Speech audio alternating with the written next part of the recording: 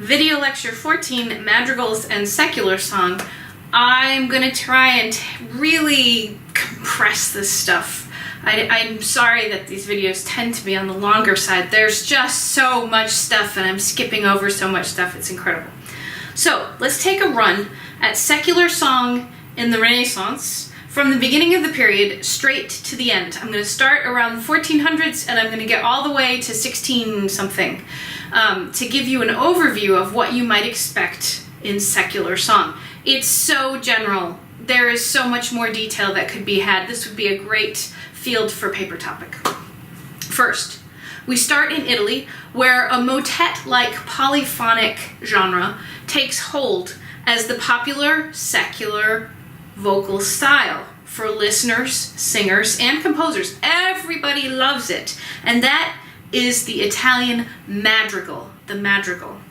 It's essentially a marriage of poetry and music. Poetry, for example, poetry by Dante, the very same guy, Inferno in Paradiso,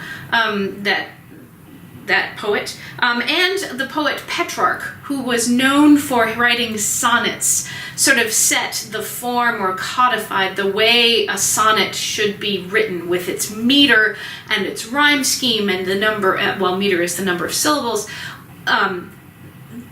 This view of poetry is a fresh, new sort of humanist thing in the Renaissance period, because we are now looking at the way words can be crafted to manipulate people's emotions, the way word choices can be not just good descriptions, but can sort of really be beautiful choices. A lot of the modern languages that we speak today in the Renaissance are actually becoming more like what we would recognize. I could go on and on about English in the Renaissance, and I'm going to try and save that for another video lecture. So poetry is really having a sort of a flourish, a blossoming. And that works really well with this interest in the Italian madrigal, that composers want to be able to set these beautiful poetic texts in really artful ways that say, look at how beautifully it works together. They're writing polyphonic music for these, just like a motet. So in this time frame, the motet is the imitative polyphonic work that is sacred, and the madrigal is the imitative polyphonic work in Italy that is secular. Back in the Middle Ages, in the 13th century, Ars Nova, the motet could be sacred or secular or both. Now the motet is sacred, the madrigal is secular. First, beginning of in the 1400s, we have composers like Arcadelt and Villert, who used those poetic elements of words to dictate the means of composition, so that the music would express the dignity or charm or tragedy of the poetry in order to suit the text. The idea that the text could so clearly be reflected, audible in the music. This is a big deal, and it paves the way for later Italians, madrigalists, like the woman composer Maddalena Casulana, or the infamous Gesualdo. I'll mention him in a minute. He's worth just mentioning because he was so crazy. It allows these later Italian madrigalists to paint their musical picture even more vividly. That the music, the sounds in the music would reflect the things we're describing in the text, whether that's emotion or a bird or tears dropping or agony. All of those could be expressed via music. Again, not a brand new idea, but the Italians pursue it with dedication. So that composers like Casulana, and especially Gesualdo and people like that, composers as we go through the Renaissance, start pushing the boundaries of what music is supposed to do. And so that we end up with Gesualdo writing things like cross relations, where you have an F sharp against an F natural in the same moment. Not like people weren't doing it, but you're not supposed to do that in ideal sacred polyphony, for example. Getting into key areas that have the modern equivalent of 5 flats in the key signature. That's really far distant from key signatures that have 1 or 2 accidentals, 1 flat, 1 sharp. How do you get to 5 flats? You're not really supposed to do that. We've seen it happen already. Somebody like Akagim did it in his sacred mass movements. But Gesualdo and people like him are doing it to be sort of overly, decadently expressive of the text. Gesualdo, by the way, boy, somebody needs to make a movie about him, killed his wife and children because she was cheating on him, I think, and then writes all these crazy madrigals that don't follow the regular music rules. I mean, see, this is why you have to be nervous of people who write too much chromaticism, because they could turn out to be, mass murderer things. So he's worth reading up on. Again, another good paper topic if you wanted to delve into the life and times of Signor Gesualdo. Let me jump over to Germany. I told you this is a really quick trip. Again, I'm saying Italy, Germany, France as if these are all single countries, but they aren't. Germany is still a region of little duchies and princedoms. Italy is a collection of city-states. France and England unified, but these other countries not like they are in the modern day. Germany. The Master Song, or Meistergesang, is a tradition hanging on from the 13th century. All that troubadour, trouvère kind of thing. The innovation, or the takeaway now in the 1400s and onward, is the form used in the Meistergesang, in the Master Song. They were almost always in a form called bar form, AAB. It's like a hangover of that old form fixe stuff from Adam de la Hall. Remember? Robin and Marion? It's kind of like that. So bar form is AAB. The reason this becomes significant beyond itself is because as the Protestant Reformation hits in the middle of this time period that we're in the middle of the Renaissance, which is, I think, the next lecture, bar form becomes this sort of default, the go-to form that composers will use when they're writing new hymns, chorales, for the new Protestant Lutheran Church. That's where bar form has its continuing story. You have in your listening Heinrich Isaac's song, Innsbruck ich mich verlassen. Innsbruck, I now must leave you. And it was one of the top hits of the late 1400s. Everybody sang it, swooned over it. People wrote mass movements that were parody imitations of this, quoting this. And in fact, the tune of the melody, Innsbruck ich mich verlassen. I have it down in my notes. We're going to revisit this when we talk about Protestantism, because it loses its secular words and gets sacred words. People loved the tune so much. So you need to listen to this little song and just see how a bar form works and how they're doing it in Germany.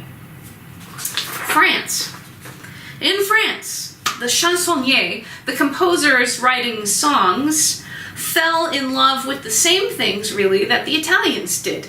The idea of poetic rhythm and poetic text painting and how that could work into the music. We end up with a slightly different take on it, I think, in France. There's less strict imitation in a lot of the French part songs, and there's even more blatant, obvious and delightful text painting. I think some of that comes about because of the differences of spoken French versus spoken Italian. The ways we say sentences and put grammar together and the vowel shapes and things, the singers will probably nod their heads when I say this, it really affects not just the words we use, but it affects how we say things and thus how we sing things. All of this mechanism changes from one language to another.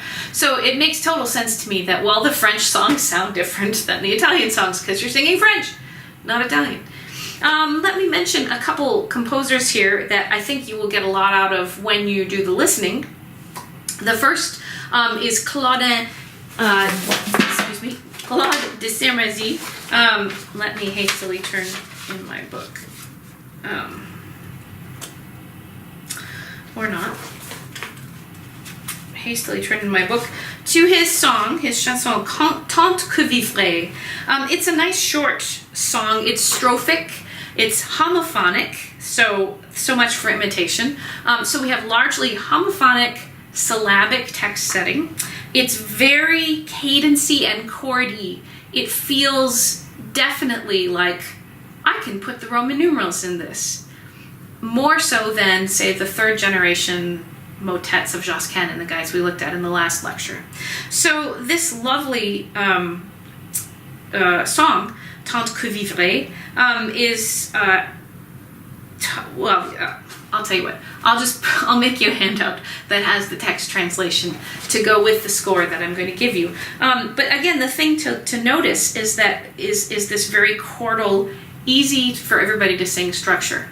The other thing, too, with all of these madrigals and part songs, is that you don't need 4 singers to sing it. If you had 3 singers and a recorder, or 2 singers and 2 viols, you're good.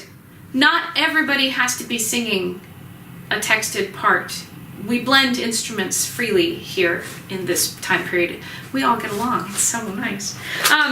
The next one that you have on your listening, I put on there because so many of you will have already sung this song, I think, at some point in your life. And if not, then we need to sing it together. And that is Pierre Passereau's Il est bel et bon. This one's in a minor key. It's from 1534. Often it's chordal. It has more extended imitation than Tant que vivre, than the Claude de Sermézy. But it is, I have a note to myself that it is often chordal. So what would I say for style characteristics? Limited imitation, 4 equal parts, and really, really obvious text painting. This is kokodak, kokodak, kokodak. This is the clucking of the hens. Again, you'll have to look at the translation, but it's very, very sort of cute. So it is less homophonic than the Sermézy, but you could say definitely it's very syllabic. There are no times, hardly any times, when I'm singing more than 1 pitch per syllable. I see like 3 times. So very, very syllabic. You could say this is a patter song. A patter song, we will use that term in the 19th century in opera when we're talking about songs that the joy of just spitting out the text as fast as you can, like an auctioneer doing. I won't try. But that's kind of the fun of spitting out this text. And that's why this song is so fun. I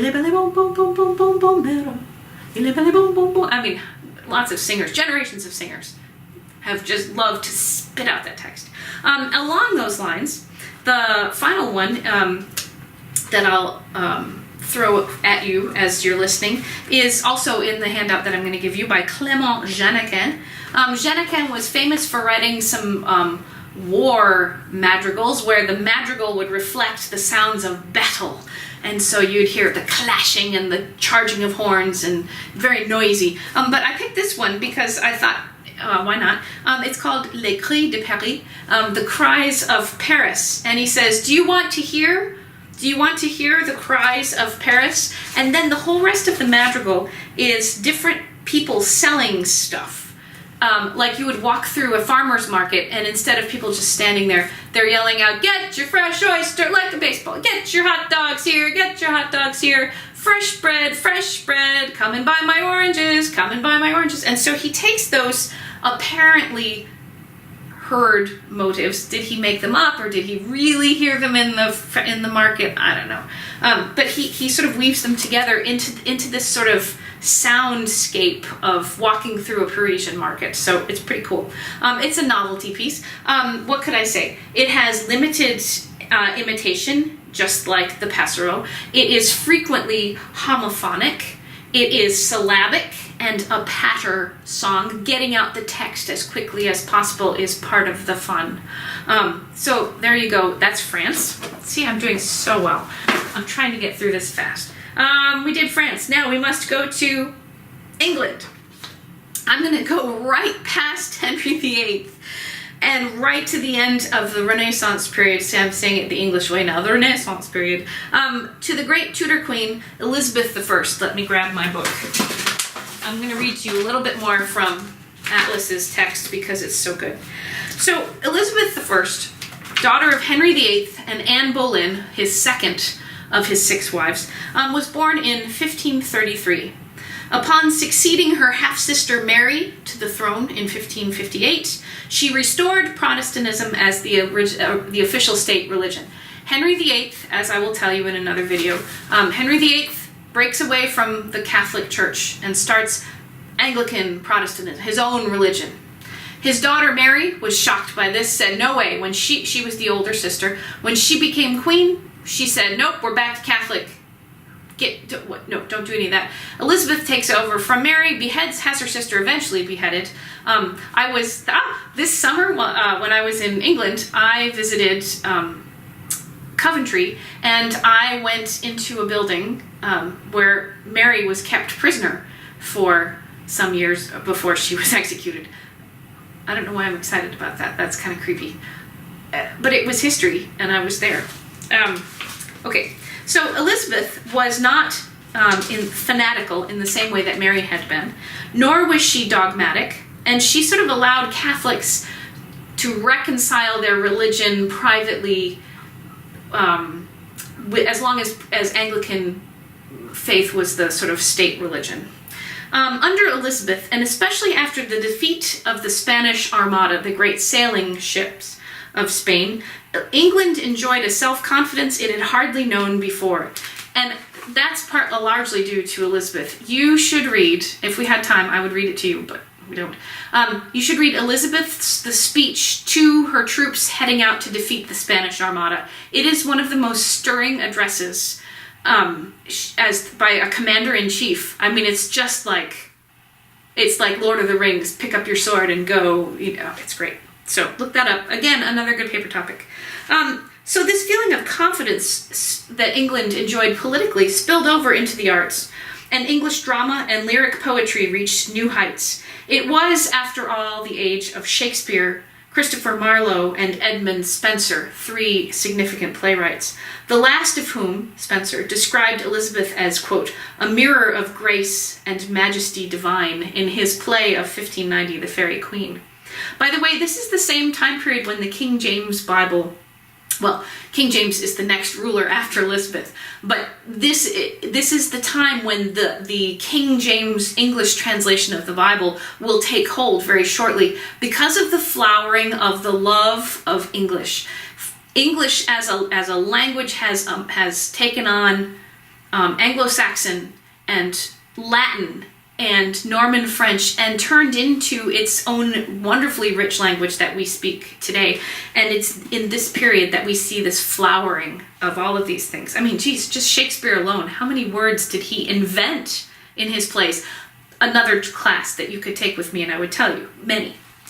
As a ruler, Elizabeth was temperate and cautious. And though she listened to advice, none of her Tudor predecessors, her father included, so single-handedly controlled every matter of government. So she's a kind of not risk-taking in a lot of ways. She's a sort of a calm leader, but she absolutely controls every aspect of government. She was also, and this is where it's humanist and relevant, intelligent and talented. She spoke French, Italian, and Spanish, read Latin, played the lute and the virginals, which we'll talk about in both those instruments in the video on instruments, and enjoyed both dancing and hunting. Elizabeth was undoubtedly the greatest of the Tudor monarchs.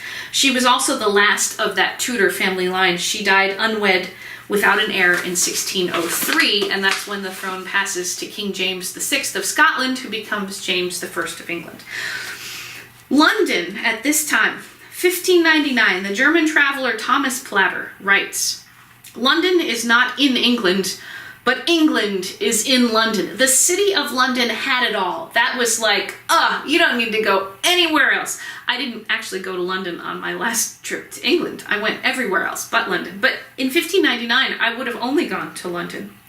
There was a high degree of centralization for music, so that the music that is happening in London is what controls what happens across the rest of the aisle. It's not just Elizabeth. That had been true for years, since the 1530s, but it is definitely true there. And by the way, I'll just mention here, I saw this note, for the musicians, service in the Royal Chapel, the Chapel Royal of Elizabeth, was simply the best job in town. Aside from the prestige, the average base salary of £30 per year was 2 to 3 times higher than that at a cathedral. And the annual income for a blacksmith or butcher was at only £6. So it was a pretty nice place. And also, by the way, they could conscript singers and musicians from other churches and cathedrals. So if they heard, say they were in London at the Royal Chapel, and they heard somebody singing really well at Salisbury Cathedral, they could go and get you and say, well, you're moving to London now, you're going to sing here. As a choir director, I kind of like that idea. So, back to my notes here. The English at this time loved Italian things. They didn't love the Pope, and they didn't love Catholicism, but they loved Italian fashion and architecture and the sophisticated English poetry. That's why sonnets become a thing in poetry in England at this time, because they're imitating the Italian poet Petrarch that I already mentioned.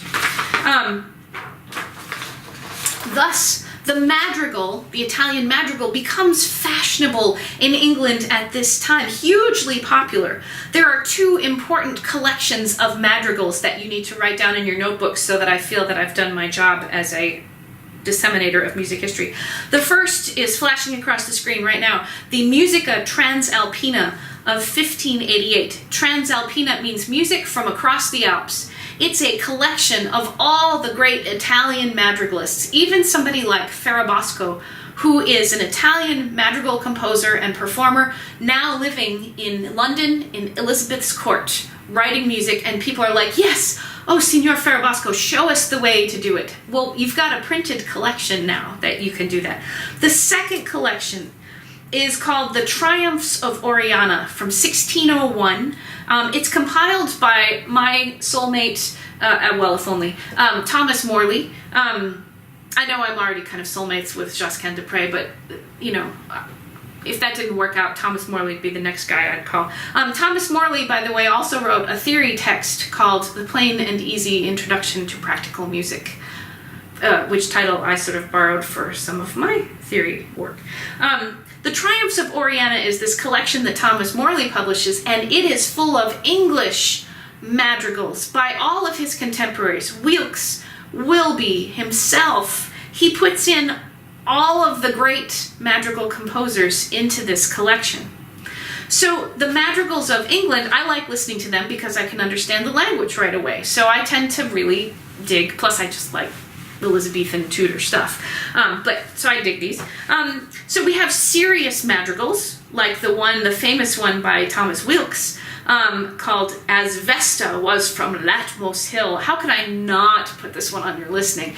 It's full of text painting, the nymphs running up and down, and the shepherds, and there's all this sort of love of pastoral things. The shepherds, and they're wandering up and down. They wandered up and down, up and down. Are they wandering up and down the hill, or is somebody's hands wandering? It's this sort of double entendre, sort of, that could be kind of racy, is a very English thing of this time. You have poets like John Donne who write profoundly religious and really serious things, and then turn around and write totally bawdy verse about their mistresses' eyebrows and how beautiful they are and having sex with them and things. So it's okay to say, wait, what did that just mean what I think it meant? It might, if you could put a sort of a double meaning on it, you probably should. Another one of my favorites, a madrigal that's kind of serious, is Wilby's Tircis Sleepest Thou. It's using ancient classical Greek names, characters, and saying, hey, are you asleep? Wake up, wake up. Here comes your lover, and things like that. So it's really trying to imitate the Italian model. I'll give you some style characteristics in a minute. The serious madrigalists, Wilkes and Wilby, actually wrote all their madrigals between 1597 and 1609. It was a really short, dense, bright burst of madrigals. And then that was it. So I can see, singers, why you are more in love with Italian madrigals, because there's more of it, decades more. Me not speaking or singing much Italian, I really like this little window of time. Thomas Morley himself, composing music for some of Shakespeare's plays, we'll talk about that in another video, but also writing some lighter madrigals, if you needed anything more lighter than Up and Down They Wandered in Latmos Hill there. But for example, the one we're going to sing together in class is Now Is the Month of Maying. I'm going to give you some style characteristics that generally work for madrigals. We have short bits of imitation where all voices are equal. Short bits of imitation where all voices are equal. Homophonic text declamation where the soprano voice is the main focus. Homophonic text declamation where the soprano voice is the main focus. Sometimes, and it's true in the Morley Now Is the Month of Maying, sometimes we have a fa-la refrain, which allows more polyphony. Without confusing the text. So, fa-la-la-la-la, deck the halls with boughs of holly, fa-la-la-la-la-la-la-la-la. It's a nonsense syllable filling in the notes. Do-do-do-do-do-do-do. You could have done that, but fa-la-la is just what they end up with. If you have a fa-la, you have a chance to have more imitation. And the final one, text painting that is especially focused on rural country pleasures. This idea, we see it in Shakespeare, in As You Like It, for example, or Midsummer Night's Dream, that again, the peasants, we've said this before in past videos, the peasants really have the simple life uncomplicated by sophisticated city manners. If only, I mean, think about it, you're in stinky, smelly, sophisticated London. If only we could just get out to the country and have sex. It would be great. I know, I can't believe I said that either. I'm going to stop there because I don't think there's anything else to say. And so that is the end of video lecture 14.